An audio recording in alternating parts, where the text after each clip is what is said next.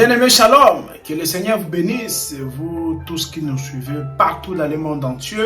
C'est donc bien votre frère Roland Kalonji. Alors, après un petit moment d'absence sur YouTube, voilà que nous sommes de retour par la grâce du Seigneur. Donc, pour continuer à vous annoncer donc la parole du Seigneur.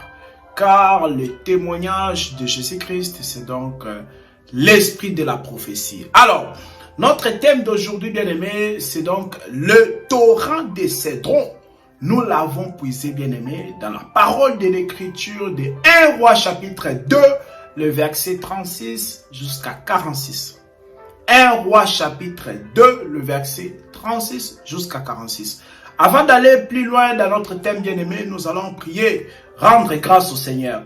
Éternel Dieu des armées, lent à la colère et riche à bonté, je te bénis, Seigneur Dieu de gloire, pour cette occasion que tu m'as encore donnée, afin de me tenir devant ton peuple pour leur communiquer, Seigneur, ta pensée. Sois loué, sois glorifié. Laisse que ce moment, Seigneur, soit un moment d'édification. Permets que ce soit un moment où, Seigneur, que tu vas encore communiquer ta pensée, ta connaissance, Seigneur, ta puissance par le nom de Jésus. Sois glorifié, Seigneur Dieu de gloire. Nous renversons les raisonnements et toute hauteur qui s'élève contre la connaissance de Dieu. Et nous amenons toute pensée captive à l'obéissance de Christ. Assiste-nous durant ces moments pour la sainte gloire de ton nom. Nous avons ainsi prié. Amen. Voilà, bien-aimés, donc notre thème d'aujourd'hui, c'est les torrents des cédrons. Mais avant d'aller plus loin, bien-aimés, j'aimerais vous exhorter dans Psaume 73. Psaume 73, je lis rapidement. Psaume d'Asaph. Oui, Dieu est bon pour Israël, pour ceux qui ont le cœur pur. Verset 2. Toutefois, mon pied allait fléchir, mes pas étaient sur le point de glisser. Car j'ai porté envie aux insensés, en voyant le bonheur des méchants. Verset 4 de Psaume 73. Rien ne les tourmente jusqu'à leur mort, et leur corps est chargé d'embonpoint. Ils n'ont aucune part aux souffrances humaines. Ils ne sont point frappés comme les restes des hommes.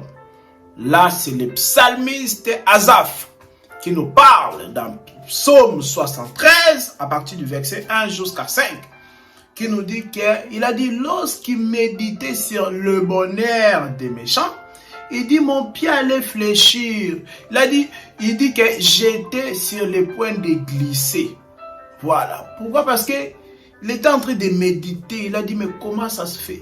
Les méchants, les insensés, ceux qui ne connaissent pas la parole de Dieu, ceux qui ne vivent pas dans la sanctification. Mais voilà qu'ils sont en train de prospérer. Il dit qu'ils n'ont aucune part aux souffrances humaines. Rien ne les tourmente jusqu'à la fin de leur vie. Voyez-vous, bien-aimés? Donc, cela nous arrive des fois à faire des constats. Vous voyez, étant qu'enfant de Dieu, ça t'arrive, bien-aimé, à dire que voilà, moi je suis sérieux, moi je suis sérieuse, je marche dans la parole du Seigneur, je vis dans la sanctification, je vis la sainte doctrine du Seigneur Jésus-Christ. Mais voilà pourquoi il y a toutes ces choses qui m'arrivent. Pourquoi les persécutions? Pourquoi les tribulations? Alors que je suis un enfant de Dieu. Voilà les méchants, les insensés, qui ne connaissent pas la parole de Dieu. Parce que les méchants dans la parole, c'est les insensés, ce sont des païens. Hein? Psaume 7, verset 12 nous dit qu'il faut que les méchants se convertissent. Donc, les méchants, ce sont des païens. Hein? Voilà. Lorsque Asaph parle ici des méchants, il a dit les bonheurs des méchants. Voilà. Les bonheurs des païens. Les méchants, les insensés, sont ceux qui n'ont pas la parole du Seigneur. Voilà pourquoi ils sont insensés, ils sont méchants. Ils n'ont pas la parole du Seigneur pour les sanctifier. Voilà, il fait un constat, Asaph. Il dit donc, c'est tellement très étonnant. Il a dit, j'étais au point de fléchir. Mon pied était en train de fléchir. Il dit, j'étais au point de glisser lorsque j'ai médité sur le bonheur des méchants. Donc, voilà, il peut t'arriver de faire ces comparaisons, mais il ne faut pas te comparer aux méchants. Il ne faut pas, bien aimé, te comparer aux païens, te disant que voilà, moi je vis dans la sanctification, moi je crains Dieu, mais voilà qu'il y a il y a ces calamités, voilà, il y a des tribulations, des persécutions, des souffrances. Il faut comprendre, tant que tu es dans la parole, bien-aimé, c'est la volonté du Seigneur. Parce qu'il ne faut pas confondre les souffrances, les persécutions avec la condamnation. Nous en parlerons un autre jour. Donc, les persécutions sont différentes. Les persécutions et le fait d'être lié par les démons sont des choses différentes. Nous en parlerons. Mais ici, je suis en train de parler sur Psaume 73, à partir du verset 1 jusqu'à 5, où on nous montre que le psalmiste Asaph s'étonne tellement. Il dit les méchants sont heureux, rien ne les tourmente. Ils n'ont aucune part aux souffrances humaines. Voilà. Donc il y a des païens dans ce monde bien-aimé, ils n'ont pas de souffrances. Voilà. Mais c'est le Seigneur qui a permis cela. Parce que tout ne se paye pas ici-bas. Vous voyez les slogans que les gens disent que tout se paye ici-bas. Non, c'est pas la Bible. Tout ne se paye pas ici-bas. Il y a des gens qui ont commis des mal, bien aimés. Mais le Seigneur a réservé cela. A réservé leur vengeance. En tout cas, il a réservé de les venger dans l'éternité. Voilà pourquoi l'écriture de Romains 12 à partir du verset 20 nous montre que en réalité, si ton ennemi a faim, il faut lui donner à manger. S'il a soif, il faut le donner. S'il a faim, il faut le donner à manger. S'il a soif, il faut lui donner à boire. Car la vengeance et la rétribution appartiennent à Dieu. Vous voyez, donc le Seigneur a, en tout cas, a réservé de venger, de juger les païens. Voilà pourquoi tout ne se paye ici-bas. Tout ne se paye pas ici-bas. Donc, si quelqu'un vous dit que tout se paye ici-bas, c'est une fausse doctrine. Donc, tu peux aussi faire du bien, tu peux aussi vivre pieusement en Christ, mais tu ne vois pas les résultats jusqu'à ta mort. Vous voyez? Donc, tu vis dans la sanctification jusqu'à la fin de ta vie, mais tu n'as pas vu les résultats comme ça. Mais le Seigneur a réservé cela, il va donc te récompenser. Voilà pourquoi réjouis-toi toujours dans le Seigneur, bien-aimé. Vous voyez, il ne faut pas te comparer aux païens. La parole du Seigneur nous dit dans Romains chapitre 9, le verset 21, que nous sommes donc les ouvrages entre les mains du Seigneur. Nous sommes l'argile, le Seigneur est le potier. C'est lui qui nous taille. C'est Dieu qui nous taille, c'est Dieu qui nous façonne. C'est donc Dieu qui nous donne la forme qu'il veut. Vous voyez? Donc nous sommes l'argile, donc on ne peut pas se plaindre. On ne peut pas se dire, ah, pourquoi tu m'as fait comme ça? Vous voyez? Donc c'est Dieu qui nous a fait selon son bon plaisir, selon qu'il a jugé bon de les faire. C'est Dieu qui a décidé que tel serf vivra autant d'années. Ils vivront autant d'années. Tel frère vivra aussi autant d'années. Vous voyez? Donc c'est Dieu qui a mis en tout cas la limite sur la vie de tout un chacun de nous. Donc il faut toujours rendre grâce au Seigneur. Voilà pourquoi je dis que si tu es rassuré, que tu es dans la parole, tu es dans le Seigneur, mais que tu traverses des moments difficiles, des moments de tribulation, de persécution, il faut comprendre que c'est la volonté de Dieu. Et même 1 Pierre chapitre 3, on va le lire rapidement. 1 Pierre chapitre 3. Alors, je le prends. 1 Pierre aussi, ça nous édifie beaucoup. 1 Pierre chapitre... voilà. Non, c'est 1 Pierre chapitre 4. 1 Pierre chapitre 4. Le verset 13, on va le lire. Je lis la parole du Seigneur. Réjouissez-vous au contraire de la part que vous avez aux souffrances de Christ, afin que vous soyez aussi dans la joie et dans l'allégresse lorsque sa gloire apparaîtra. Je relis. 1 Pierre chapitre 4, le verset 13. Réjouissez-vous au contraire de la part que vous avez aux souffrances de Christ, afin que vous soyez aussi dans la joie et dans l'allégresse lorsque sa gloire apparaîtra. On nous dit, bien-aimés, on nous exhorte dans 1 Pierre chapitre 4, le verset 13, que nous devons nous réjouir lorsque nous avons part aux souffrances de Christ. Voilà, on doit se réjouir, frère. C'est une grâce que de prendre part aussi aux souffrances de Christ. C'est-à-dire, tu vis dans la sanctification, mais tu te retrouves en prison. Voilà. Tu vis dans la sanctification, mais les gens sont méchants envers toi. tu vis dans la sanctification, tu prêches la parole, mais les gens t'empoisonnent. Voyez-vous ces choses? Le monde est méchant, bien-aimé. Les gens de ce monde sont tellement méchants. Voilà. Un prédicateur qui a la grâce, qui a donc en tout cas la connaissance de la parole de Dieu, il prêche, mais les gens, ils préfèrent en tout cas les tuer au moyen des poisons, au moyen, donc voilà. C'est ce monde, les gens de ce monde sont comme ça. Mais lorsque tu es dans le Seigneur, toi tu dois trouver plaisir dans les choses de Dieu. Tu dois te dire, si telle chose m'arrive, il faut donc te dire que c'est la volonté de Dieu.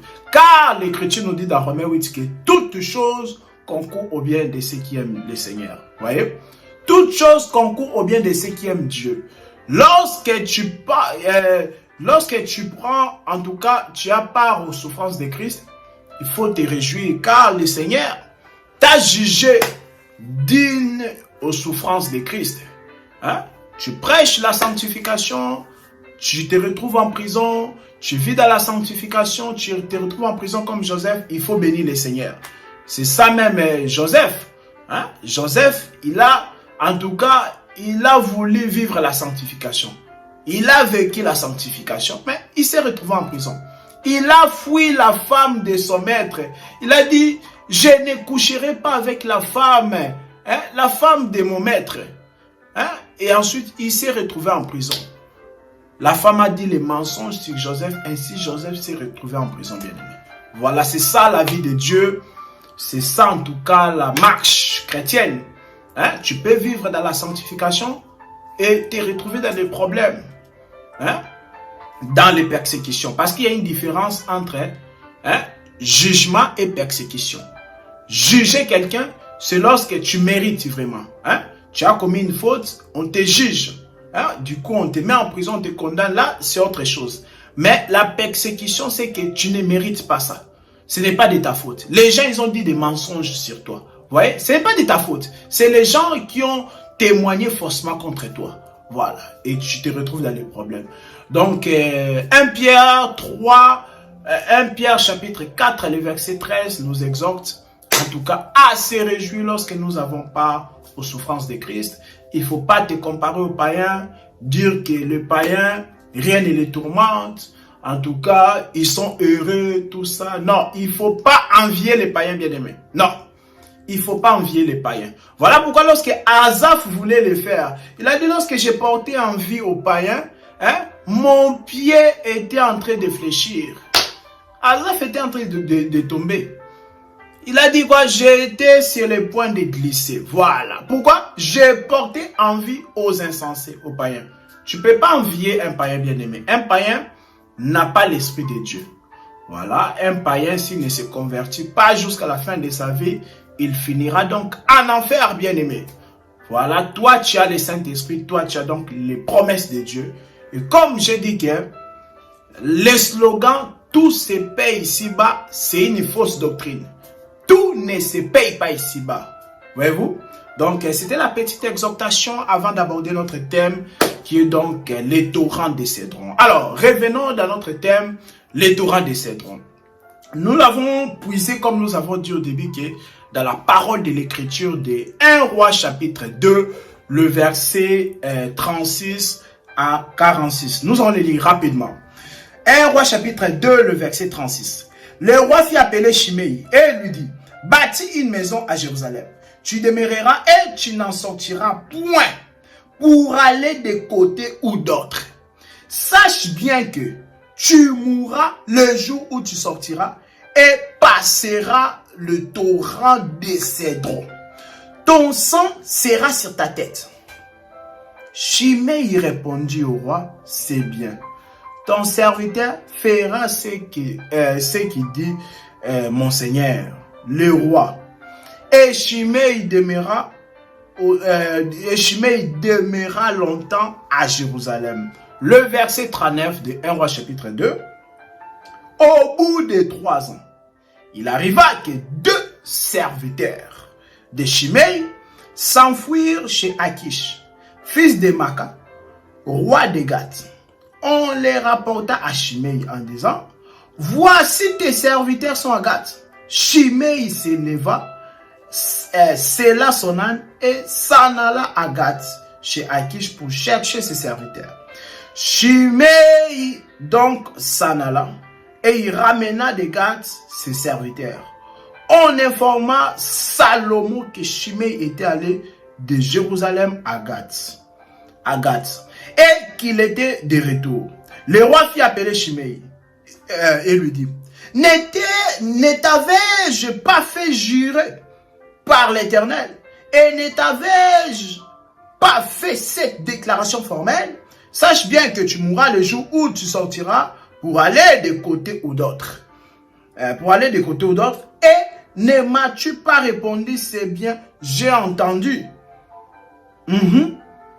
J'ai entendu. Pourquoi donc n'as-tu pas observé le serment de l'Éternel et l'ordre que je t'avais donné?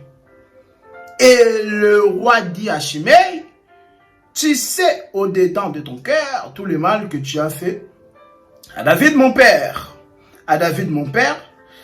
L'Éternel fait retomber ta méchanceté sur ta tête, mais le roi Salomon sera béni et le trône de David sera pour toujours affermi devant l'Éternel. Et le roi donna ses ordres à Benaja, fils de Jojada, qui sortit et frappa Shimei, et Shimei mourut. La royauté fut ainsi affermée entre les mains de Salomon.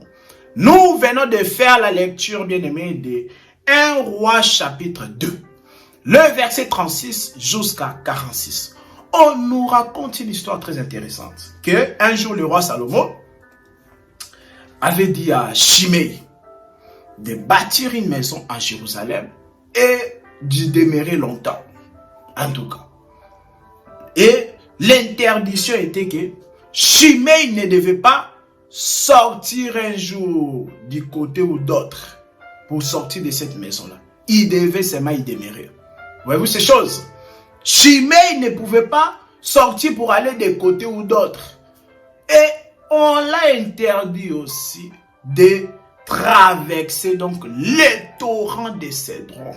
Oh, c'est quoi donc les torrents de Cédron? Voilà pourquoi notre thème s'intitule les torrents de Cédron. Vous allez découvrir c'est quoi les torrents de Cédron. Donc, on l'avait interdit de ne pas sortir de côté ou d'autre pour traverser les torrents de Cédron. Et on l'avait dit, la conséquence serait quoi? C'est que le jour où tu vas te permettre de sortir de côté ou d'autre pour traverser les torrents de Cédron, sache que tu mourras. Donc, c'était le serment de l'Éternel. Il lui a dit, hein, et l'ordre. C'est ça, c'est ça. Je lis le verset 43 de 1 Roi chapitre 2. Pourquoi donc n'as-tu pas observé le serment de l'Éternel et l'ordre que je t'avais donné? Ah, c'était un serment de l'Éternel. Et donc, l'ordre que Salomon l'avait donné. Shimei, un jour, qu'est-ce qui s'est passé? Bien aimé, l'histoire, vous allez lire. Hein? Je viens de lire là. 1 Roi chapitre 2, le verset 36 à 46. Donc, il s'est fait qu'un jour, deux serviteurs de Shimei étaient partis dans le pays de Gath, hein? En face du pays, en tout cas en face de Jérusalem. Donc, ils étaient partis dans l'autre pays, donc dans un pays étranger. Qu'est-ce qui s'est passé? Shimei les a suivis. Parce que Shimei, bien aimé, était triste de voir ses serviteurs loin de lui. Voyez-vous ces choses? Donc, Shimei s'est permis, il a dit non. En tout cas, je vais enfreindre cette loi. Je vais outrepasser en tout cas cette loi. Je vais aller chercher mes serviteurs. Coûte que coûte. Donc, Shimei s'est permis donc de quitter la maison qu'on lui avait dit de demeurer. Donc, il s'est permis de sortir de côté ou d'autre. Et donc, il a traversé les torrents de Cédron afin d'aller récupérer ses serviteurs qui étaient partis loin. Voyez-vous bien aimé? C'est comme ça Shimei est mort. Retenez que Shimei était mort parce qu'il n'avait pas, en tout cas, obéi à l'ordre. Il n'avait pas respecté l'ordre qu'on lui avait donné, que de demeurer dans la maison là et de ne pas sortir de côté ou d'autre pour traverser les torrents de Cédron. Voyez-vous? Donc Shimei est mort parce qu'il a traversé les torrents de Cédron pour aller chercher donc ses deux serviteurs. Très important. Voyez-vous ces choses? Donc là, c'était juste la lecture noir sur blanc. Il est important de comprendre l'aspect prophétique de ces choses parce que la parole de Dieu est d'abord spirituelle, la parole de Dieu est d'abord prophétique. C'est très important. Hein? Jésus dit que les paroles que je vous ai dit sont esprit et vie. Ah, la parole de Dieu donc esprit est d'abord spirituelle. Voyez-vous ces choses? Donc l'aspect prophétique de ces choses, ça explique notre Seigneur Jésus-Christ. Comment ça explique notre Seigneur Jésus-Christ? Parce que quelque part dans les Écritures aussi, nous avons vu Jésus traverser le torrent de Cédron. On peut les lire? Voilà, on peut les lire. Alors, je prends rapidement Jean chapitre 17. Pardon, Jean chapitre 18. À partir du premier verset, il est dit quoi? Lorsqu'il dit ces choses, Jésus alla avec ses disciples de l'autre côté du torrent de Cédron, où s'est trouvé un jardin dans lequel il entra avec ses disciples. Waouh! Le verset commence de Jean chapitre 18. Il commence en disant que lorsqu'il lui dit ces choses, quelles choses Jésus avait dit avant de passer de l'autre côté du torrent de Cédron. On va les lire. Donc, ça se trouve dans Jean chapitre 17. Donc, il avait dit des choses dans Jean chapitre 17. Et dans Jean chapitre 18, Jésus, on dit quoi? Il alla avec ses disciples et passait de l'autre côté du torrent de Cédron. Donc, on comprend que Jésus, avant de traverser le torrent de Cédron, il avait dit des choses. Qu'est-ce qu'il avait dit? Je prends par exemple le verset 3 de Jean chapitre 17. Or, la vie éternelle, c'est qu'ils te connaissent, toi, le seul vrai Dieu, et celui que tu as envoyé, Jésus-Christ. Le verset 4. Je t'ai glorifié sur la terre, virgule, j'ai achevé l'œuvre que tu m'as donné de faire. Donc, Jésus, dans sa parole, dans son discours, dans sa prière de Jean chapitre 17, donc il montre qu'il a achevé l'œuvre. Voilà. Donc, avant que Jésus puisse traverser les torrents de Cédron, bien-aimé, il a d'abord achevé l'œuvre. Il a donc accompli la mission. En d'autres termes, il a déjà fait 3 ans de ministère. C'est ça donc, achever l'œuvre, c'est-à-dire finir, accomplir sa mission. Oui, Jésus avait fait 3 ans de ministère, vous le savez. Luc chapitre 13, le verset 33, où il révèle que il a dit, il faut que je prêche aujourd'hui, demain et le 3e jour. Voyez-vous? Donc, 3 jours égale 3 ans, vous le savez. Ézéchiel 4, verset 6 et Nombre 14, 34. Hein? Où on nous dit que 1 jour égale une année. Si un jour égale une année, donc 3 jours égale 3 ans. Quand Jésus dit qu'au bout du 3e jour, j'aurai fini ma mission, dans Luc 13, 33, donc c'était pour dire qu'en réalité, il avait un ministère de 3 ans. Parce qu'il a dit que son ministère, c'est 3 jours. Il a dit, je prêcherai pendant 3 jours. Or, 3 jours dans les Écritures, c'est 3 ans. En accord avec Ézéchiel 4, 6 et Nombre 14, 34. Voilà, bien-aimé. Donc, c'est après avoir que Jésus l'a achevé l'œuvre. Et il va donc se permettre de traverser le torrent de Cédron. Pourquoi il a traversé le torrent de Cédron? C'est pour entrer dans un jardin. Là-bas, dans l'ombre, dans 1 Roi 2, 36, 46, Shimei a traversé le torrent de Cédron pour aller chercher ses serviteurs. Mais ici, dans Jean 18, verset 1, Jésus a traversé le torrent de Cédron pour entrer dans un jardin. Oh, que c'est merveilleux. Voyez-vous ces choses, bien-aimés? Donc, Shimei nous parle du Seigneur Jésus-Christ. Shimei, bien-aimé, l'histoire de Shimei nous parle de Jésus-Christ parce que Shimei était d'abord demeuré dans une maison.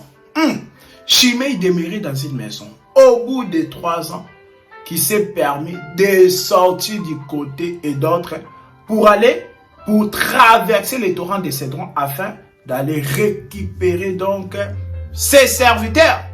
Les serviteurs de Shimei s'est retrouvé dans un pays étranger. Ah, ok.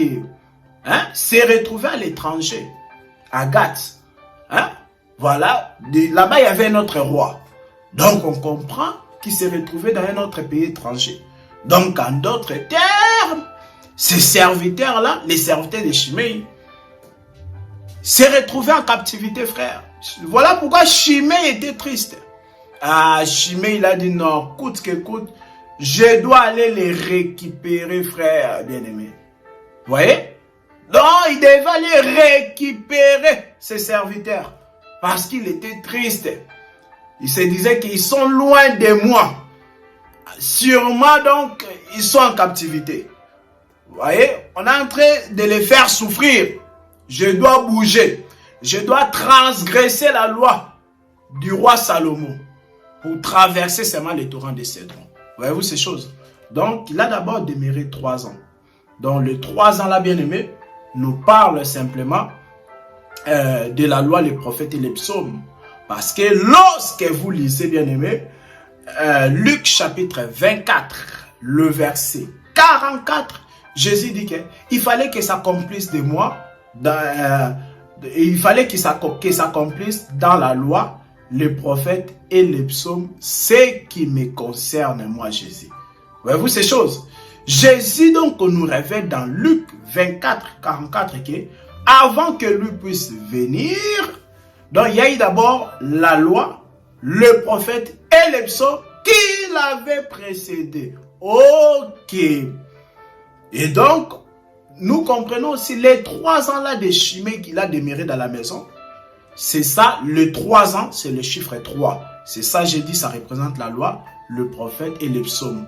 Où Shimei n'avait pas traversé les torrents de Cédron. Shimei n'avait pas encore traversé les torrents de Cédron. Mais c'est seulement au bout de 3 ans, après les 3 ans. Voyez-vous? Donc, c'est là, les 3 ans là, c'est ça la loi, les prophètes et les psaumes. Où Dieu, qui est éternel, l'éternel Dieu, a décidé, en tout cas, de manifester son attribut de sauveur. Il a dit que j'ai envoyé la loi, le prophète et les psaumes, mais, en tout cas, cela, en tout cas, n'a pas permis, cela n'a pas donné la vie. Cela n'a pas fait que les serviteurs puissent revenir. Voyez-vous ces choses? Donc, il faut seulement que la parole puisse se faire chair. Il faut que je puisse me revêtir d'une chair. Voilà l'Éternel, lui qui était éternel, il s'est rabaissé à un serviteur, il a fait les déplacements. Voyez-vous ces choses? Donc, je suis en train d'expliquer que les 3 ans où Shimei a demeuré dans cette maison-là, nous explique aussi le chiffre 3, c'est-à-dire la loi, le prophète et les psaumes. Nous parle aussi donc des 3 années de ministère de Jésus. Voyez-vous? Parce que c'est au bout de 3 années de ministère que Jésus s'est permis donc de traverser les torrents de Cédron. En accord avec Jean chapitre 18, le verset 1, frère. Voyez-vous? Donc Jésus aussi donc, a fait le même mouvement que Shimei. Jésus-Christ est le véritable Shimei.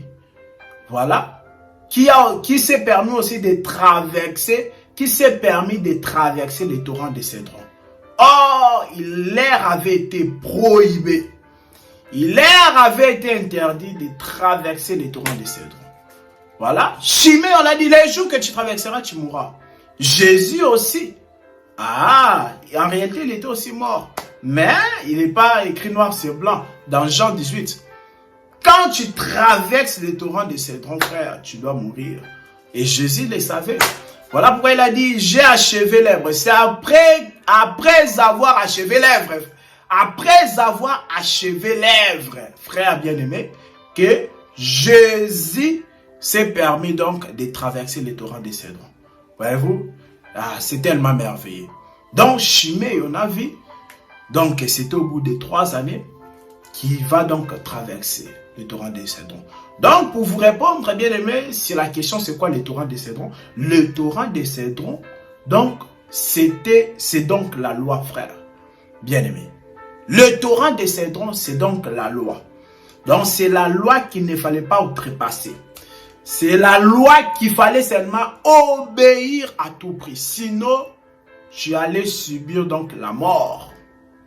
Voilà, c'est ça aussi lorsque vous prenez Nombre chapitre 15. Hein? Nombre chapitre 15, à partir du verset 32, vous descendez vers le verset 36. On nous renseigne sur un homme qui était sorti le jour du sabbat. Cet homme-là est sorti le jour du sabbat, frère bien-aimé, pour relever le bois. Ah! Donc, et qu'est-ce qui s'est passé? Cet homme-là était mort. Pourquoi? Parce que simplement, il était sorti le jour du sabbat pour ramasser les bois.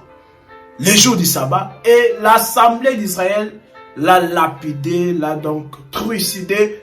Cet homme-là était mort. Nombre chapitre 15, le verset 32 jusqu'à 36. Voyez-vous ces choses, bien aimés? Donc, pourquoi? Parce qu'il avait traversé aussi les torrents de Cédron. Les torrents de Cédron, c'est la loi, c'est l'interdiction.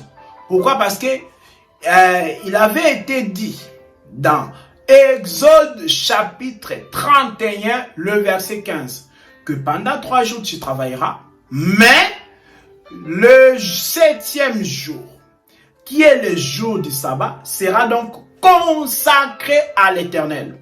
Quiconque fera une activité quelconque sera tué, frère. C'était clair.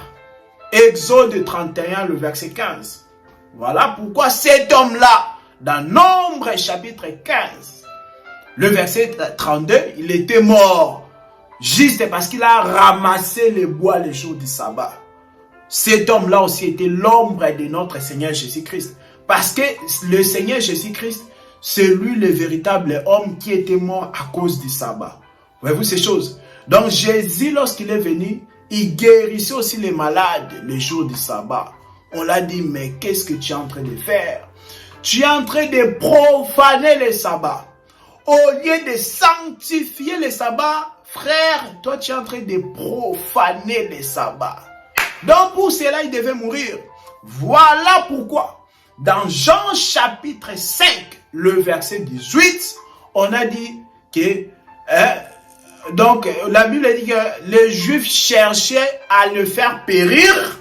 Donc, ils cherchaient à faire périr Jésus, non seulement parce qu'il violait les sabbats, mais aussi parce qu'il se faisait égal à Dieu. Voilà. Donc, ils ont compris que cet homme ici est en train de violer les sabbats. Or, les sabbats, c'était une interdiction. Voyez? Le sabbat, c'est la femme de l'Éternel. Voilà. Le sabbat, c'est la part consacrée à l'Éternel. Le sabbat était consacré à l'Éternel. Mais toi, tu es qui pour faire une activité quelconque le jour du sabbat? Même si c'est pour guérir les malades, tu ne peux pas. Voilà. Faire des activités le jour du sabbat, frère, tu es en train de traverser le torrent de Cédron. Or, c'est lui qui traverse le torrent de Cédron doit donc subir la mort, frère. Voilà pourquoi cet homme-là, dans Nombre chapitre 15, était mort, et aussi Jésus était mort. Nous pouvons aussi le voir comme étant Ruben. Ruben, le fils premier, l'aîné de Jacob. Qu'est-ce qu'il a fait? Il avait souillé la couche de son père, Jacob. La couche, le lit, hein, là où on dort. Voilà. Comment est-ce qu'il a souillé la couche bien-aimée de son père?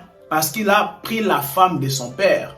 Ruben avait donc couché avec Bila. Bila qui était donc la femme aussi de Jacob. Parce que Jacob avait 4 femmes, hein, vous le savez. Bon, 2 femmes légitimes et 2 autres servantes.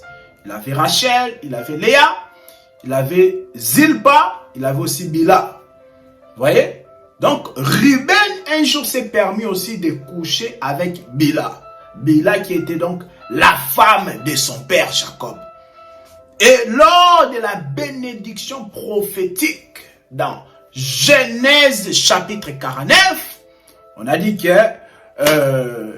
Jacob a dit que Ruben, mon fils aîné, hein, la force de... Hein, il a dit quoi? Le fils aîné, hein, ma force, ma vigueur. Il a dit que tu n'auras pas la prééminence. Hein? Pourquoi? Parce que tu as souillé la couche de ton père. Bila, la femme, était seulement réservée pour Jacob. Toi, Ruben, tu ne pouvais pas en tout cas sortir avec. Bila est consacré à Jacob. Voyez-vous cela? Donc Bila, ici, Bila, c'est donc le sabbat. Le sabbat qui est consacré à l'Éternel. Toi, tu ne peux pas les violer. Voilà. Donc, Ruben n'a pas eu la prééminence parce que il a souillé la couche de son père. Il n'a pas sanctifié la femme de son père. Ruben a donc profané la femme de son père. Voilà pourquoi il n'a pas eu la prééminence. Voyez-vous? Voilà. Donc, ne pas avoir la prééminence nous explique aussi, nous parle aussi en quelque sorte de la mort. Donc, Ruben aussi est l'image de Shimei. Ruben est l'image donc de Jésus-Christ qui avait profané le sabbat. Hein? Le sabbat, c'est la femme du Père. Pourquoi? Parce que Exode 31, le verset 15 nous dit que le sabbat, hein, était consacré à l'Éternel. C'était consacré à l'Éternel seulement, pas à quelqu'un d'autre. Voilà pourquoi le jour du sabbat, hein, personne ne pouvait travailler. Il y avait seulement la lecture de la loi dans les synagogues. Hein? Voilà. On faisait la lecture de la loi dans les synagogues. Mais quelqu'un ne pouvait pas faire une activité quelconque. Mais Jésus lui guérissait les malades, tout ça. Donc, il faisait des activités. Donc, ils ont dit que tu as profané le sabbat. Le sabbat qui est réservé à l'Éternel. C'est pourquoi je dis que le sabbat est la femme du Père. Le sabbat, frère, c'est la femme de l'Éternel. C'est consacré à l'Éternel. Donc, quand Jésus vient faire les activités, quand je dis les activités, ce n'est pas ici les sports, non. Hein? Quand je dis les activités, comprenez bien qu'il s'agit donc de guérir les malades, tout ça. C'est ça que j'appelle les activités. Donc, Jésus, quand il vient les jours du sabbat, pour guérir les malades, pour faire les activités, c'est ça, profaner le sabbat. Et à cause de ça, tu dois mourir. Parce que tu ne respectes pas la loi. Hein? C'est la même chose avec Ruben aussi, qui n'a pas, en tout cas, sanctifié la femme du Père, qui a pris la femme du Père et il l'a pris pour sa femme. Voyez-vous donc, Ruben, bien que l'acte que Ruben avait posé, de sortir avec la femme de son père, doctrinalement, nous condamnons cela. Un frère ne peut pas sortir avec la femme de son père. Voyez-vous cela? Donc, vraiment, c'est diabolique. Quand je dis c'est diabolique, c'est-à-dire ce n'est pas de Dieu. Doctrinalement comme ça, l'acte que Ruben avait fait, un frère, c'était diabolique. Voilà. C'est-à-dire que ce n'était pas de Dieu, ce n'est pas la volonté de Dieu. Ce n'est pas la parole de Dieu. Qui est de prendre la femme de ton père et de sortir avec. Donc, doctrinalement, nous condamnons cela. Mais spirituellement, c'est une bonne chose. Parce que je vous ai dit que le véritable Ruben, qui n'a pas sanctifié, en tout cas, la femme de son père, que j'appelle le sabbat, c'est notre Seigneur Jésus-Christ. Parce que la femme du père, c'est ça le sabbat. Bila, qui est la femme du père, le père Jacob, c'est ça le sabbat. Bila est réservé seulement à Jacob. C'est pas pour Ruben. Voyez-vous cela? Donc, Jésus, quand il se permettait de faire les activités le jour du sabbat, c'est ça en fait, toi, le fils, tu te permets de prendre la femme du père. Parce que le sabbat, c'est donc la femme du père. Donc, voilà pourquoi Jésus était mort. Il était mort. Donc, la Bible dit dans la Bible elle dit dans Jean chapitre 5, le verset 18, que les Juifs cherchaient à les faire mourir parce qu'ils violaient aussi les sabbats. Voyez-vous? Parce qu'ils violaient aussi les sabbats. Or, les sabbats, il ne fallait pas les violer. Donc, tout ça, j'ai fait tous ces mouvements ici pour vous montrer les torrents de Cédron. Les torrents de Cédron, c'est une interdiction. Les torrents de Cédron, tu ne peux pas les outrepasser. Tu ne peux pas les traverser. Voilà, c'est ça la loi. Voilà pourquoi dans Jean chapitre 17, le verset 9, ils ont dit que nous avons une loi. Et selon notre loi, il doit mourir. Donc, Jésus était mort à cause de la loi. La loi, c'est ça les torrents de Cédron. Hein? Ici, le torrent de Cédron, j'ai pris ça comme la loi. Hein? La loi comme la condamnation. Parce que il suffit de comprendre que dans la parole de Dieu, on a la loi comme étant la parole éternelle. Nous avons aussi la loi comme étant la condamnation. Voilà. Ici, la loi que je dis, quand je dis les torrents de Cédron, c'est la loi. Je ne parle pas la loi qui est comme la parole éternelle. Non. Mais je parle de la loi comme étant la condamnation. Voyez-vous, c'est là. Dans la loi qui était donnée par Moïse. Voyez-vous? Donc, c'est ça, frère bien-aimé. Donc, le torrent de Cédron, c'est bien la loi. Parce que vous allez constater que c'était après que Jésus avait fini, il avait achevé l'œuvre. Donc, c'est là qu'il s'est permis donc de traverser les torrents de Cédron. Donc, Jésus a fini l'œuvre. Voyez-vous? Il a fini l'œuvre, ensuite, il a traversé les torrents de Cédron. Or, quand est-ce que Jésus a accompli la loi? C'était après avoir qu'il avait fini sa mission.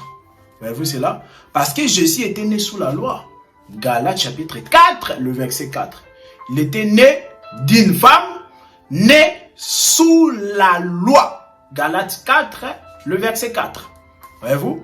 Donc Jésus était né sous la loi. Mais pour pouvoir accomplir, pour pouvoir mettre fin à cela, donc il devait d'abord naître dans ça, ensuite mettre fin à cela. Pourquoi il devait mettre fin à la loi, bien-aimé?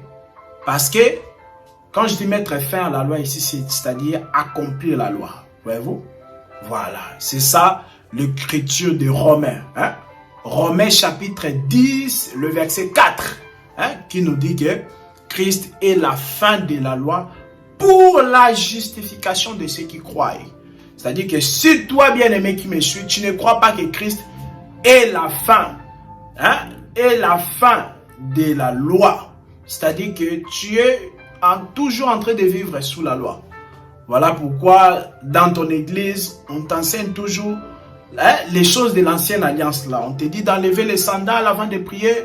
On te dit de faire de telles choses, donc de payer la dîme, tout ça. Donc, tu es donc sous la loi. Voilà, parce que tu ne crois pas que Christ est la fin de la loi. On a dit que Romains 10, 4, que Christ est la fin de la loi pour la justification de ceux qui croient.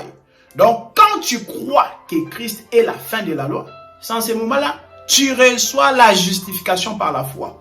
C'est en ce moment-là, tu es justifié. C'est en ce moment-là, donc, tu es juste devant Dieu. Voyez-vous ces choses? Donc, le torrent de Cédron, frère, nous parle de la loi. Il a traversé le torrent de Cédron pour entrer dans un jardin. C'est ça l'écriture de Jean chapitre 18, le verset 1. Le but était pour entrer dans un jardin. Donc ici, comprenez bien. Le jardin ici, je l'explique spirituellement. Vous voyez? Le jardin ici, j'explique ça spirituellement en disant que c'est la femme. Pourquoi? Parce que Cantique des Cantiques, chapitre 4, le verset 12, on nous dit que la femme, une fiancée, c'est un jardin fermé. Vous voyez? Cantique des Cantiques 4, 12 nous dit que la fiancée, c'est un jardin. Or, quand tu cherches la fiancée en question là, tu vas les trouver dans 2 Corinthiens chapitre 11, le verset 2, qui nous dit que en réalité, nous, l'église, nous sommes fiancés à Christ. Ok, donc la fiancée, c'est ça, l'église. Et donc, l'église, c'est ça, les jardins. Parce que dans Cantique des Cantiques, on t'a dit que, Cantique des Cantiques, verset 4 et 12, on te dit que la fiancée, c'est un jardin. Et maintenant, dans 2 Corinthiens chapitre 11, le verset 2, on te dit que la fiancée là, qui est le jardin, c'est l'église. Ah, ok, donc, le jardin dont il est question, c'est l'église. Donc, Jésus a traversé les torrents de Cédron. Hein? Parce qu'il voulait entrer dans un jardin, frère. Mais pour entrer dans ce jardin-là, il fallait traverser les torrents de Cédron. Et il savait bien qu'il allait mourir. Donc voilà pourquoi Jésus voulait venir chez nous les nations. Il voulait venir dans l'église. Mais pour venir dans l'église, il devait traverser les torrents de Cédron. Ah, ça, tu ne peux pas échapper de ça. Ah, tu ne peux pas échapper les torrents de Cédron. Donc, pour rentrer dans le jardin, il faut d'abord traverser les torrents de Cédron. Donc, Jésus a traversé le torrent de Cédron, qui est la loi. Vous voyez? Donc, quand je dis s'il a traversé les torrents de Cédron, c'est-à-dire quoi? C'est-à-dire qu'il a mis fin à la loi comme condamnation. Hein? Je vous ai dit, il y a la loi comme parole éternelle et la loi comme condamnation. Il a mis fin à la loi qui est la condamnation, afin que la femme qui est le jardin puisse être justifiée, bien-aimée. Voilà, c'était ça. Et avec Shimei, vous avez compris, c'était pour aller récupérer ces 2 serviteurs de l'autre côté. Et Shimei a traversé les torrents de Cédron. Je vous ai dit, le véritable Shimei qui avait traversé les torrents de Cédron. Et ensuite, il est mort. Et pour cela, il était mort. C'est bien notre Seigneur Jésus-Christ. Voyez? Maintenant, les 2 serviteurs de Shimei représentent 2 peuples. Ils représentent, bien aimé, les 2 voleurs à la croix. Voyez-vous, la Bible nous dit qu'à la croix, il y avait 2 voleurs. Voyez-vous, c'est là. Lorsque vous lisez Matthieu, lorsque vous lisez Luc, il y avait 2 voleurs. Mais, vous allez remarquer, bien aimé, vous allez remarquer une chose. C'est que, par exemple, dans Matthieu, on nous dit que il y avait les 2 brigands insultaient Jésus de la même manière. Prenez Matthieu, chapitre 27, le verset 44. Matthieu 27, 44. On vous dit que les 2 brigands insultaient le Seigneur de la même manière. Waouh! Les 2 brigands à la croix. Tous les 2, ils insultaient le Seigneur de la même manière. Ça, c'est Matthieu 27, 44. Mais, lorsque aussi vous allez prendre Luc 23, le verset 39, hein, Luc 23, à partir du verset 39, on vous dit que c'était ces malins. Ah, ok. Voyez-vous? Donc, c'est pourquoi la Bible, on ne lit pas comme un roman. Tu vas te perdre. Voilà pourquoi les gens qui n'ont pas le Saint-Esprit disent que la Bible s'est contredit. Ah, bah oui, la Bible s'est contredit. Ils vont te dire ça. La Bible s'est contredit, frère. Regarde dans Matthieu 27, le verset 44. On nous dit que tous les 2 brigands insultaient Jésus. Mais quand tu viens dans Luc maintenant, Luc chapitre 23, le verset 39, on te dit que c'était seulement un. Pas les 2, un seulement. La Bible, c'est comme ça. Vous voyez, ce sont des gens qui n'ont pas le Saint-Esprit. Hein, ce sont des gens, en tout cas, qui ont besoin des enseignements bien-aimés. Vous voyez, ce sont des gens qu'il faut aider. Ils ont besoin d'enseignements. Tous ces gens qui disent que la Bible se contredit.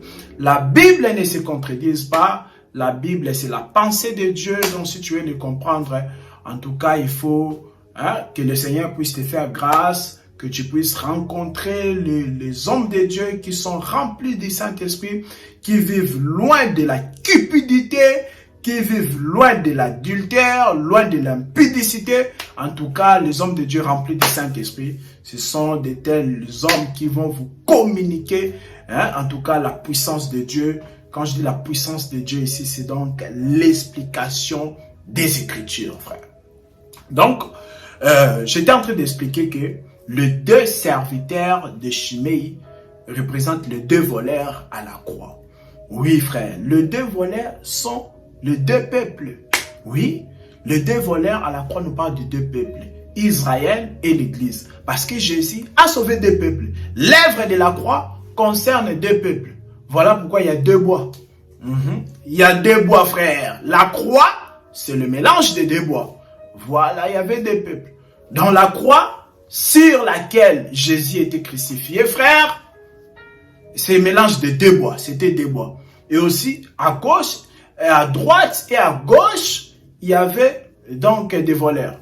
Un là, un là. Vous voyez? Et lui, il était au milieu.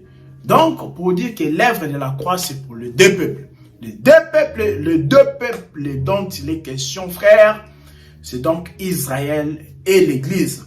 Aujourd'hui, l'Église a cru. Hein?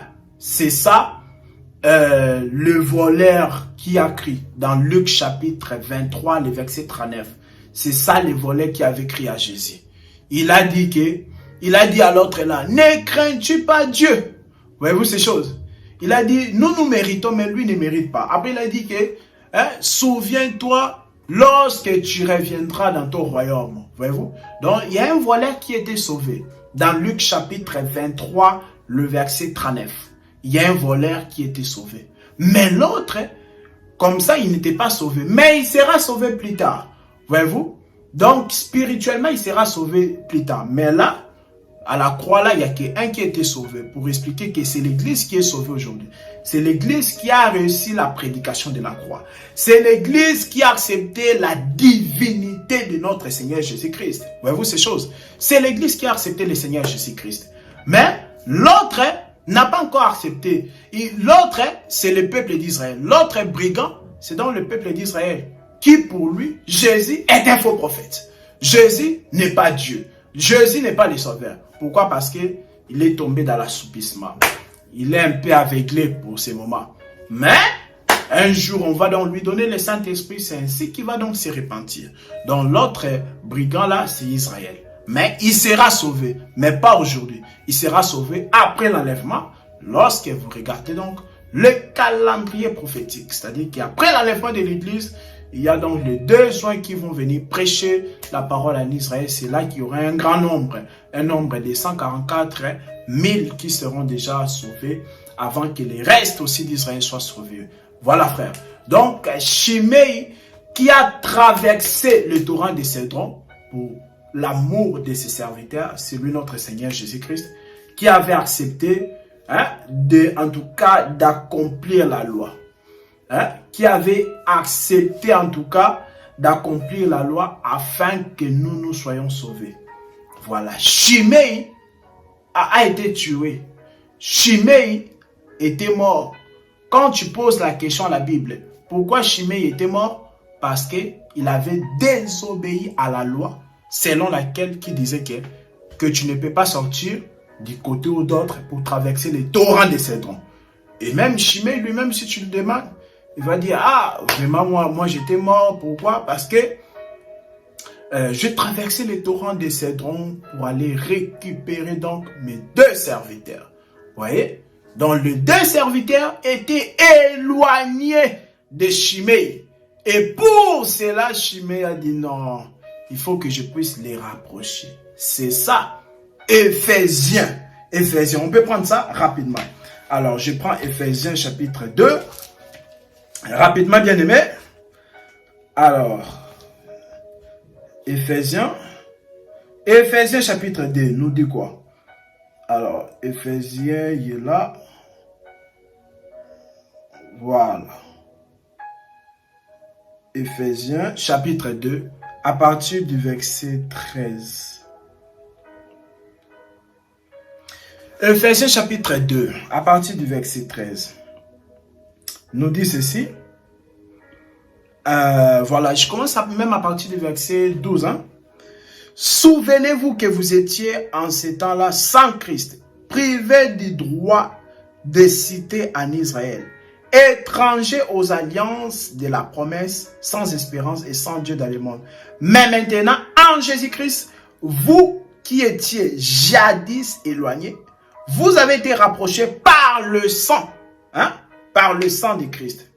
Car il est, voilà, je vais lire, voilà, le verset 14 d'Éphésiens 2. Car il est notre paix, lui de deux, il n'en a fait qu'un. Et qui a renversé le mur de séparation, l'inimitié. Verset 15. Ayant anéanti par sa chair la loi des ordonnances dans ses prescriptions, afin de créer en lui-même avec le deux un seul homme nouveau, en établissant donc la paix. Voilà, réconcilier tout ça. Voilà le verset 16. Et de les réconcilier l'un et l'autre en un seul corps, avec Dieu par la croix, en détruisant par elle l'inimitié. Il est venu annoncer la paix à vous qui étiez loin et la paix à ceux qui étaient près. Car par lui, nous avons les uns et les autres auprès du Père dans un même esprit. Voilà. Ainsi donc, vous n'êtes plus des étrangers, ni des gens du dehors, mais vous êtes concitoyens des saints, gens de la maison de Dieu. Ouais, vos frères, nous sommes aujourd'hui, la Bible nous appelle gens de la maison de Dieu. Mais avant de devenir les gens de la maison de Dieu, nous étions d'abord jadis éloignés. Oui, bien-aimés, nous étions éloignés. Autrefois, nous étions éloignés. Lorsque nous étions dans les fausses doctrines, lorsque nous étions sans Dieu, lorsque nous étions sans parole, nous étions éloignés. Mais Shimei, par son amour, le véritable Shimei, a accepté de traverser le torrent de Cédron pour nous prendre. Parce que pour me récupérer, moi qui est serviteur de Shimei, il fallait seulement que Shimei puisse traverser le torrent de Cédron.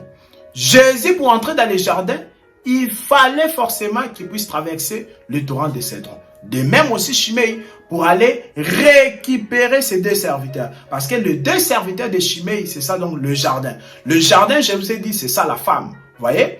Or, les deux serviteurs là aussi nous parlent de deux peuples. Les deux voleurs à la croix nous parlent de deux peuples. Hein? Voilà, de deux femmes. Donc, Israël et l'Église sont deux femmes. Voilà. Donc, il fallait seulement traverser le torrent de Cédron afin de nous récupérer. Et maintenant, on a dit qu'il a brisé le mur de séparation. Le mur de séparation, ici dans Ephésiens 2, à partir du verset 12 jusqu'à 19 qu'on a lu, nous parle en tout cas, c'est la loi aussi. Hein? C'est ça, en fait, il y avait un mur de séparation. Pourquoi? Entre nous et Israël. Hein? On parle entre les deux peuples. Il y avait un mur de séparation qui séparait, bien aimé, hein? C'est du dedans, Israël, et c'est du dehors, les gens des nations. Voilà. Mais ce mur-là a été renversé. C'est ça, le voile du temple qui a été déchiré. Voyez-vous, on ne va pas entrer dans toutes ces profondeurs-là, mais j'ai touché aussi Ephésiens chapitre 2, frères, pour nous montrer que le mur-là aussi, donc le mur-là, c'est aussi ça, traverser le torrent de Cédron. Le mur a été renversé, nous parle aussi de la loi. Voilà. Donc, nous serons tous ensemble maintenant lors du millénium avec Israël. C'est là où, donc, nous serons tous ensemble. Mais, en attendant, nous appelons aujourd'hui gens de la maison de Dieu. Voilà. C'est ça le voleur qui a cru dans Luc chapitre 23, le verset 39. Celui qui a cru là, il est donc justifié. Il a cru en Jésus, qu'il est Dieu. Il reviendra dans son royaume, tout ça. Il est donc justifié. C'est nous aujourd'hui. Donc, nous ne sommes plus des étrangers. Donc, Shimei ne voulait pas que ses serviteurs puissent mourir à l'étranger. Il faut mourir dans Jérusalem, frère. Vous voyez, parce que Shimei, là, il était en Jérusalem. Or, il a été dit aussi dans Luc chapitre 13, le verset 33, que il ne convient pas à un prophète de mourir hors Jérusalem. Voilà, frère. Il ne convient pas à un prophète de mourir hors Jérusalem. Or, nous aussi, nous sommes les fils des prophètes. Il ne convient pas que nous puissions mourir hors Jérusalem. Voilà pourquoi Shimei doit seulement enfreindre cette loi-là. Shimei doit outrepasser cette loi. Il doit sortir des côtés d'autres frères pour traverser le torrent de Cédron. Parce que Shimei ne veut pas que ses serviteurs puissent mourir hors Jérusalem, frère. Hors Jérusalem, c'est le lieu élevé. Jérusalem, c'est la ville de paix. Jérusalem, bien aimé, c'est ça donc la ville sainte. Dans Daniel chapitre 9, lorsque vous lisez vers le verset 24, Daniel 9, verset 24, nous montre que Jérusalem, c'est la ville sainte. Or, la ville sainte, c'est la parole de Jésus-Christ. La ville sainte, c'est la parole de Christ. Donc, il n'est pas bon de mourir hors Jérusalem, hors de la ville sainte. Non, frère, il ne convient pas à un fils de prophète, voyez, à une fille de prophète de mourir hors Jérusalem. Toi qui me suis bien aimé, toi qui es dans l'ivrognerie, tu es en tout cas dans la fornication, tu es dans les pratiques impures, bien aimé, tu es loin du Seigneur. Toi qui vis en tout cas dans les pratiques impures, bien aimé, je t'exhorte, bien aimé, qu'il ne convient pas pour toi de mourir hors Jérusalem. Hors Jérusalem, c'est hors de la ville sainte. Parce que Jérusalem, c'est la ville sainte. Voyez-vous ces choses?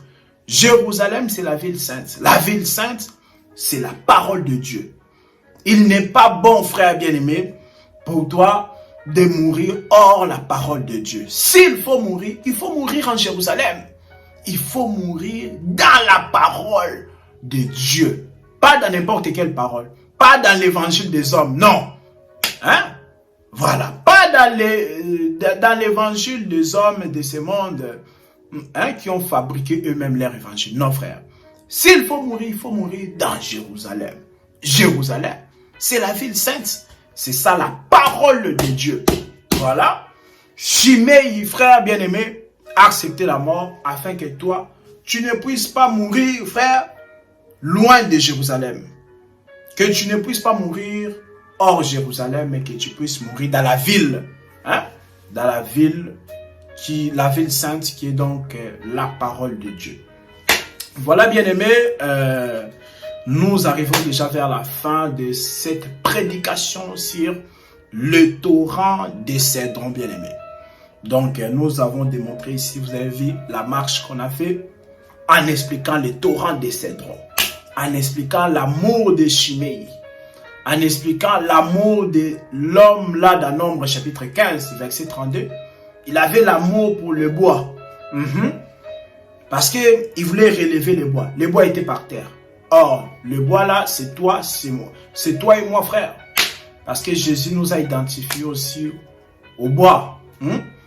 Dans Marc 8, 24, lorsqu'il a prié, tout ça, pour l'aveugle, il a dit qu'est-ce qu'il a dit? Je vois les hommes comme les arbres. Donc l'arbre, c'est aussi le bois. Donc je vois les hommes comme les arbres. Dans Marc 8, 24. Donc, les hommes, c'est comparé aussi aux arbres et c'est comparé au bois. Même lorsque Jésus l'a dit, moi, les bois verts, on me fait ça. Alors, à plus forte raison, vous qui êtes les bois secs, c'est ça? Voilà. Donc, Jésus nous appelait aussi les bois. Donc, l'homme là qui vient relever les bois le jour du sabbat, c'était Jésus qui était donc venu relever Adam. Quand je dis Adam, la postérité d'Adam. Il était venu donc relever Adam le jour du sabbat, frère bien-aimé. Donc, c'est là, en tout cas, l'amour de notre Seigneur Jésus-Christ. Il a accepté de mourir en traversant les torrents des Cédrons afin d'y avoir accès dans les jardins. Parce que pour entrer dans les jardins, frère, il faut traverser les torrents des Cédrons. Or, qui dit torrent des Cédrons, ça veut dire la mort, frère. Dans les torrents des Cédrons ici, nous explique aussi l'épée flamboyante qu'agitaient les chérubins, qui étaient là pour garder le chemin de l'arbre de vie. Lorsque vous lisez Genèse 3, après que Dieu avait chassé Adam et Ève, il a placé les chérubins. Il a dit, en tout cas, il a donné une épée flamboyante, frère, aux chérubins là. Il a dit, quiconque passera ici pour prendre le chemin de l'arbre de vie, pour manger les fruits de l'arbre de vie et vivre éternellement, en tout cas, il doit subir l'épée flamboyante. Voyez-vous? Donc, aucun homme a été capable d'accepter sur lui l'épée flamboyante. C'est Jésus-Christ. Voyez? Jésus-Christ a accepté de prendre sur lui l'épée paix flamboyante qu'ajoutait le chérubin, afin que nous aujourd'hui, nous puissions avoir accès donc au chemin de l'arbre de vie. Voyez-vous ces choses? Dans le paix flamboyante, frère, c'est donc le torrent des Cédrons. Ah, c'est le torrent des Cédrons que quand tu le traverses, frère, donc le sang doit couler.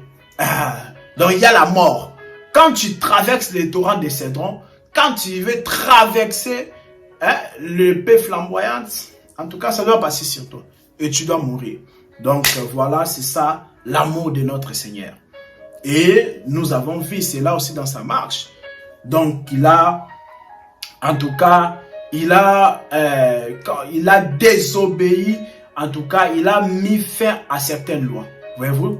Donc quand je dis il a désobéi, c'est-à-dire que il a accompli la loi. Et même la loi qui disait dans Deutéronome chapitre 22, le verset 5, que la femme ne mettra pas les habits d'homme, ni les hommes ne mettra point les vêtements des femmes. Mais Jésus qui est l'homme, en tout cas, il a désobéi à cette loi-là. Il a mis fin à cette loi-là. Vous voyez? En portant les vêtements de la femme. Parce que le vêtement de la femme, je l'explique dans deux sens. Le vêtement de la femme, c'est d'abord cette chair ici, frère. Voyez-vous? Cette chair ici, c'est le vêtement de la femme. Donc, Jésus, lui qui était esprit, lui qui est l'homme, il a accepté de prendre, de se revêtir des vêtements de la femme. Et aussi, les vêtements de la femme nous parlent à la croix. Voyez? Il a porté les péchés. C'est ça, 2 Corinthiens 5, 21. Hein? Qui nous dit, lui qui était saint, hein? Donc, il s'est fait pécher. Voilà, il est devenu péché, frère, en portant nos péchés. En portant les vêtements de la femme. Hein? Les péchés. C'est ça, les vêtements de la femme. Donc, en tout cas, il a accompli cette loi-là. Et pour accomplir la loi, il faut donc mourir. Voilà pourquoi Jésus était mort. Parce que lui qui est l'homme, il a accepté de porter les vêtements de la femme. Or, Deutéronome 22:5 disait que la femme ne peut pas porter les vêtements d'homme, ni l'homme ne peut pas porter les vêtements de la femme. Donc, une fois que Jésus a accepté de porter le vêtement de la femme, qui était la chair humaine, afin de verser son sang pour sauver l'épouse, vous voyez, une fois que Jésus a accepté de porter les vêtements de la femme, qui est donc, frère bien-aimé, les péchés, la femme peut maintenant aussi porter le vêtement d'homme. Le vêtement d'homme, c'est la justice. C'est la sainteté, c'est la justification, c'est la sanctification, voyez-vous, c'est la pureté, c'est la piété, voyez-vous, c'est ça le vêtement d'homme. Donc il faut avoir le vêtement d'homme. Il faut avoir le vêtement d'homme qui est donc la sainteté. Voilà, frère bien-aimé, nous avons déjà fait 1 heure ici, 1 heure 8 minutes.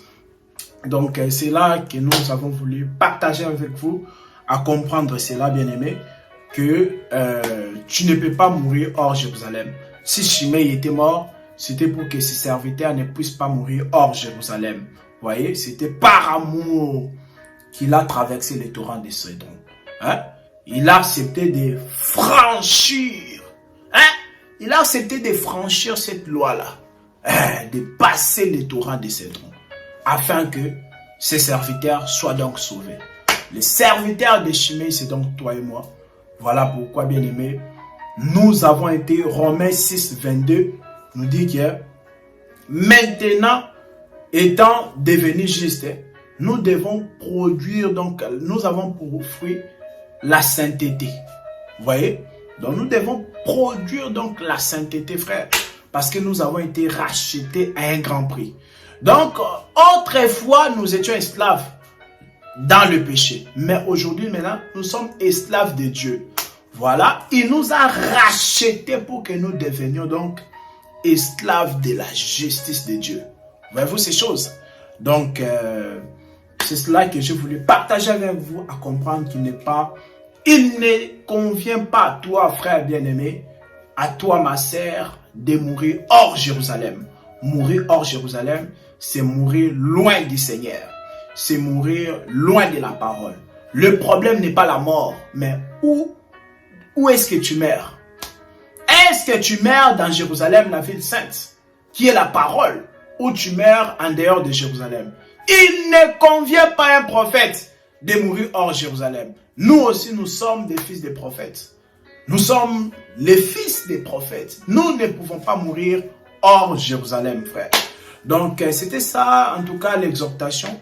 Et aussi pour en tout cas, compléter, en tout cas, cet enseignement en disant aussi que le jardin que Jésus était entré, donc c'était après qu'il avait traversé les torrents de Cédron. Et nous aussi, nous devons traverser les torrents de Cédron. Et ici, je ne parle pas les torrents de Cédron comme étant la loi. Vous voyez? Maintenant, je parle comme étant le péché. Parce qu'on ne peut pas parler du péché sans la loi. Non. Romains chapitre 7, le verset 7, nous dit quoi? Nous dit que c'est par la loi que j'ai connu le péché. Romains 7, 7. C'est ça, frère. Donc, c'est la loi qui donne la force au péché. Voilà. Donc, si le torrent de Cédron, c'est ça la loi, donc, le péché aussi, c'est ça le torrent de Cédron. Donc, le torrent de Cédron, ici, j'explique ça comme étant le péché. Que tout enfant de Dieu doit en tout cas outrepasser, doit dépasser cette limite-là pour aller où? Pour entrer dans les jardins, frère. Vous voyez? Quand tu traverses les torrents de Cédron, par rapport à Jean chapitre 18, verset 1, c'est pour entrer dans les jardins. Or, le jardin ici, c'est donc, j'explique ça comme étant l'image du ciel sur la terre. Le jardin d'Éden, c'était l'image du ciel sur la terre. Le jardin d'Éden, frères, sœurs, c'était donc le lieu de délices. Voilà pourquoi Apocalypse chapitre 22, le verset 14, nous dit quoi? Heureux ceux qui lavent les robes pour avoir accès, pour avoir part à l'arbre de vie. Car d'ailleurs les impudiques, d'ailleurs les enchanteurs, d'ailleurs les méchants. Voyez-vous ces choses, frères? Donc il a dit heureux ceux qui lavent les robes, afin d'avoir part à l'arbre de vie. Ok, laver sa robe, frère, c'est ça, traverser le torrent de Cédron. Le torrent de Cédron, j'ai expliqué dans le premier aspect comme étant la loi, que Jésus devait traverser pour entrer dans les jardins, qui est l'église. Mais maintenant, nous aussi, nous devons donc traverser le torrent de Cédron, qui est le péché. Nous devons donc vaincre les désirs de la chair. Les désirs de la chair ne peuvent pas nous dominer, frère, bien-aimés. Parce que nous avons le Seigneur à nous. Vous voyez? Si nous avons le Seigneur à nous, les désirs de la chair ne peuvent pas nous dominer. Donc nous aussi, nous devons en tout cas outrepasser. Nous devons franchir le torrent de Cédron, qui est donc les désirs de la chair, le péché, afin d'avoir part à l'arbre de vie. Parce que l'arbre de vie s'est trouvé dans le jardin. Voyez-vous? Donc quand tu traverses le torrent de Cédron, que c'est là, en ce moment-là, maintenant, tu pourras entrer dans le jardin, frère. Donc, vraiment, que le Seigneur vous aide à nous saisir, bien-aimés. Voyez? Que le Seigneur vous aide à comprendre cet enseignement si profond. Que le Seigneur vous bénisse, en tout cas. Je bénis, je salue tous les bien-aimés qui vont suivre cet enseignement. Nous savons que vous êtes très très nombreux de partout en Afrique du Sud, partout en Europe, aux États-Unis, en Amérique, Canada, tout ça. Que le Seigneur vous bénisse. Donc, c'était bien votre frère Orola Kalonge. À la prochaine, bien-aimés.